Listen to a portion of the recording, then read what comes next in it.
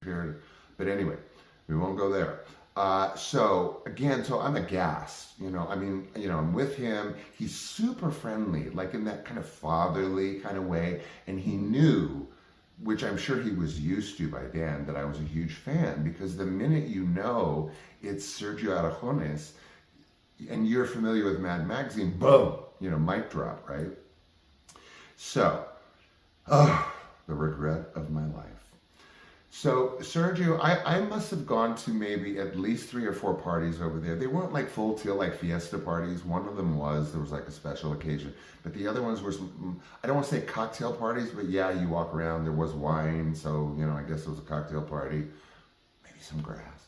No, actually I do not remember that at Sergio's house, but it was very prevalent back then. We're talking mid to late 70s. So like Mad Magazine had its heyday like many, many times, but mid to late 70s or 1970s in general, with everything that was going on, Mad Magazine was at its zenith, at least when I was reading it. I sold my entire collection of Mad Magazines at a garage sale once because I wanted cash. I don't know, what was I, like 13 or something. Man, I wish I had kept those, but they were in kind of crappy condition because they were dog-eared, and primarily because as if you guys will recall, the back cover would have a picture with some kind of like message, thing within the picture. But then if you took the picture and you folded it right where you're supposed to fold it, as all of us readers knew, then you'd get, like, how they do with a dollar bill, and oh look, it's like a triangle on fire or whatever. So you would fold it and it would be a whole different picture of a whole different thing with a whole different meaning. The words would actually connect into a different meaning. Unbelievable. So all my Mad Magazines were crinkled at the back, and apparently whoever was assigned to do the rear cover was always pissed. I think it was this one illustrator, because his work was always crinkled. Because the first thing I did, you guys, was go to the back and fold it and see what the gimmick was. Anyway, so here's the regret of my life, right? So Sergio and I, are very warmly, like, close acquaintances. And he has a surprise for me one time. I think it was like, I don't know, not the last time, like the second to last time I went to his house.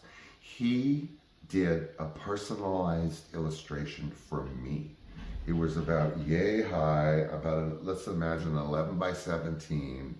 I ended up like putting, like a plastic, like not laminated, and it's gone. It was to me, it was signed by him, and it somewhere vaporized into the mist of what became my life. But here was the drawing that he thought up for Sean. Okay, so especially if you know Sergio. So it's an acrobatic act, and what we have is a guy on a little bike. Actually, I think it was a unicycle, maybe not a little bike. Ironic, right? So it's a tightrope, and the acrobatic act is that he's on the tightrope with the little bike, and he's got, like cheerleaders or whatever have that like triangle people, and then 2 people over them, and then 2 people, and so forth. And that's on him while he's on the bike doing this acrobatic trick with this little bike across a tightrope. So it's the whole picture of the whole thing, as you can imagine. There's the illustration. Except the guy riding the bike is eyeballing downward. And what? There's a little piece of air lines going out of the side of the tire. And he's looking down, and it just says, so, of course, the tire is about to lose all of its air, and all those people are going to die. Anyway, so, man, those like 1 or 2 things that you really wish that you could, like, would materialize in some trunk in your garage, well, ain't going to happen, because I know that got lost a long time ago. Well, so, true to form, Sergio Aragones. I hope you're a fan. I hope I gave you a little glimmer into his life. Mad is no longer with us, and it kind of became an entirely different magazine towards the end. It was very political. It was very word heavy. It wasn't the Mad that I was used to in the 70s. And any fan or anyone familiar with MAD, especially as a consumer of that era, will know what I'm talking about. Okay, I'll let you go. Hope you enjoyed my Mad Magazine edition. What? Me worry? And I don't know. Thanks for being with me today, as always, as every day. Helps me get through it. Look forward to it. So that being said, be good to yourself, and I look forward to seeing you, figuratively speaking, tomorrow.